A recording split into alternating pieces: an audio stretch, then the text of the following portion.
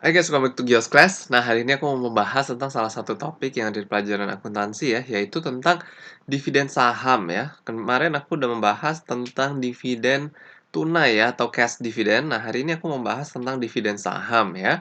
Nah, seperti yang udah aku jelaskan kemarin ya, bahwa dividen itu adalah pembagian keuntungan ya, yang diberikan perusahaan kepada pemegang sahamnya. Yaitu ketika perusahaan memiliki keuntungan ya, dia akan memberikan dividen atau pembagian keuntungan ya kepada pemegang sahamnya. Entah dalam bentuk cash, entah dalam bentuk saham. Nah, hari ini yang aku mau bahas adalah pembagian keuntungan bagi pemegang saham dalam bentuk saham lagi gitu ya. Nah, kayak apa sih sebenarnya ya? Jadi ini bukan berupa uang tunai ya. Nah, contohnya itu seperti ini ya.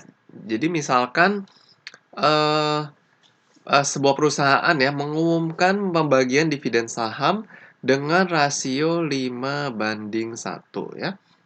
Nah, maka maksudnya apa? Nah, maksudnya adalah setiap 5 saham lama ya, setiap 5 lembar maksudnya ya, 5 lembar saham lama akan mendapat dividen satu saham baru gitu ya. Ya, jadi ini adalah saham yang baru, ini adalah saham yang lama ya. Nah, setiap 5 lembar akan mendapatkan satu lembar dividen saham baru. Oke, dividen saham. Oke. Nah, jadi maksudnya adalah ketika misalkan kita punya 100 lembar saham ya. 100 lembar saham saham yang kita punya, berarti kita akan mendapatkan dividen saham sebesar 20 ya. Karena setiap 5 lembar yang kita punya mendapatkan satu. Nah, maka kalau 100 lembar kita akan mendapat 20 ya. Jikalau kita punya 1000 lembar, maka kita akan mendapat 200 ya, dan sebagainya. Hanya dibagi saja dengan nilai jumlah rasionya ya. Nah, seperti itu. Jadi yang akan eh, diberikan perusahaan ya kepada pemegang sahamnya. Nah, keuntungan dari dividen saham ini adalah tidak dikenakan pajak ya. Salah satu keuntungannya tidak dikenakan pajak penghasilan atau PPH ya. Nah, itu tidak dikenakan pajak penghasilan ya. Sementara dividen dividen tunai itu dikenakan pajak penghasilan sebesar 10%, tapi dividen saham tidak dikenakan pajak PPH ya. Jadi itu lumayan menguntungkan untuk seorang investor ya. Nah, lalu keuntungannya dari segi perusahaan apa ketika dia memberikan saham dividen saham ya. Nah, salah satu keuntungan dari segi perusahaan adalah dia tidak harus mengeluarkan uang cash-nya ya. Nah, jadi dia bisa menggunakan uang cash-nya untuk keperluan lainnya dan tidak untuk diberikan kepada pemegang sahamnya. Jadi dia hanya memberikan saham kepada pemegang saham lamanya gitu ya. Jadi dia tidak keluar uang cash gitu. Nah, sekarang kita akan belajar ya cara menulis di jurnal akuntansi, bagaimana kita menulis eh, dividen saham ya. Dan Sui Limited has a balance of NT dollar ya, 3 juta, 3 million in retained earnings. It declares a 10% share dividend on its 50,000 share of NT 100 par value ordinary shares. The current fair market value of each share is NT 150 per share ya. Nah, jadi dia ingin memberikan 10% dividen saham ya. Dari total saham yang beredar itu adalah jumlahnya 50.000 ya, 50.000 saham beredar dengan jumlah retain earning ya atau laba ditahan 3 juta. Nah, lalu harga par value dari saham biasanya ordinary share-nya adalah 100 dolar ya. Sementara current market share price-nya adalah 150 dolar ya. Bagaimana cara kita mencatat 10% saham dividen ya, atau dividen saham. Oke. Nah, sekarang yang perlu kita catat ini adalah pertama adalah ininya ya. Ketika dia di-declare ya. Nah, karena ini ada declaration dulu ya. Biasanya mereka akan mendeklar dulu baru habis itu memberikan ya. Oke, nah jadi 10% share is di 10% share dividend is declared. Oke, nah sekarang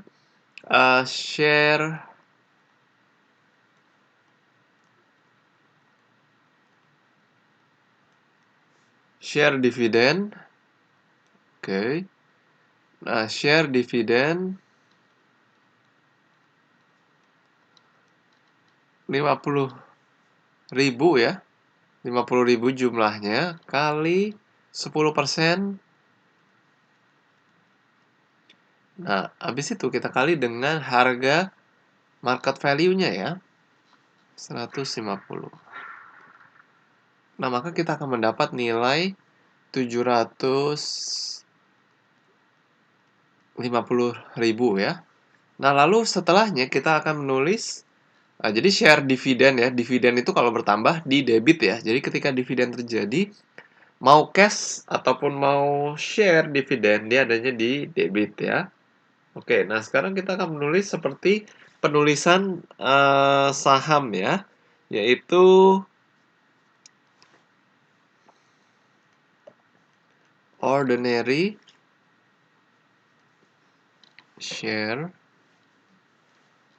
dividend distributable.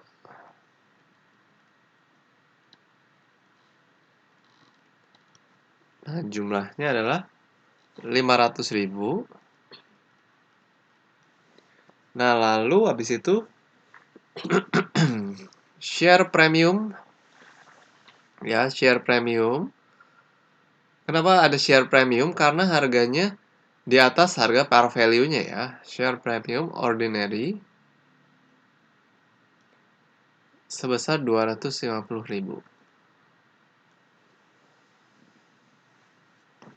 Nah, kita tulis ini karena ini baru di-declare ya. Nah, sekarang ketika day of issuance, ketika hari dikeluarkannya dividen saham tersebut, kita hanya mengganti ordinary share-nya, ordinary share dividend distributable ya.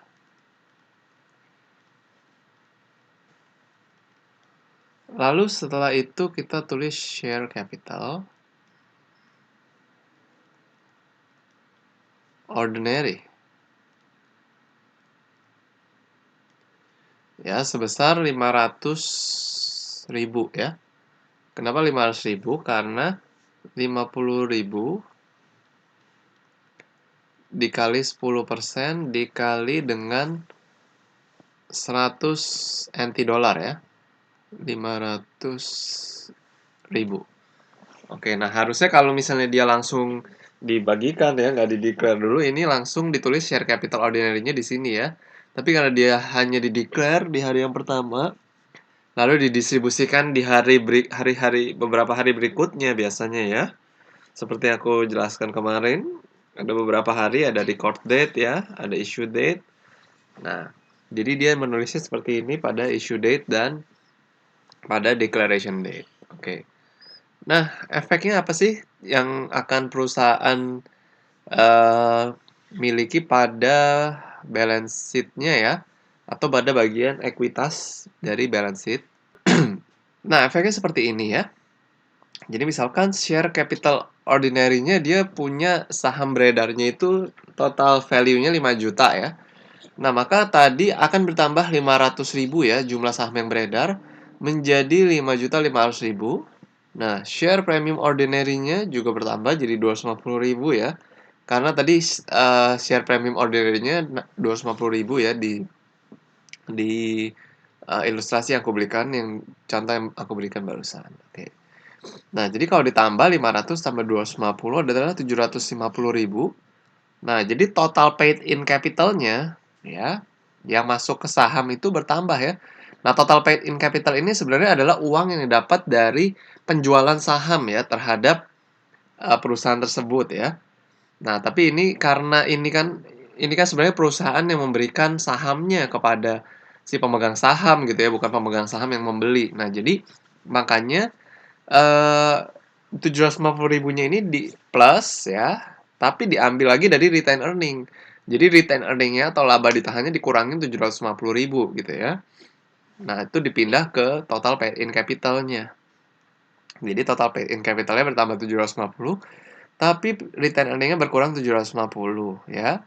Ya, alhasil dia, total equity-nya sama lagi ya, 5.750.000 ditambah, 2.250.000 ya 8 juta. Jadi, total equity-nya tidak berubah ya, tapi total outstanding share-nya berubah gitu ya. Outstanding share-nya tadinya cuman, 50.000, sekarang jumlah saham beredarnya itu nambah 5.000, jadi 55.000. Oke, nah itulah efek yang keluarkan atau yang terjadi ya pada perusahaan ketika mereka mengeluarkan share dividen. Nah, sepertinya itu aja ya aku mau jelaskan tentang share dividen. Kalau kalian masih ada pertanyaan, kalian boleh tulis di kolom komentar. Thank you guys for watching this video. See you again in the next video.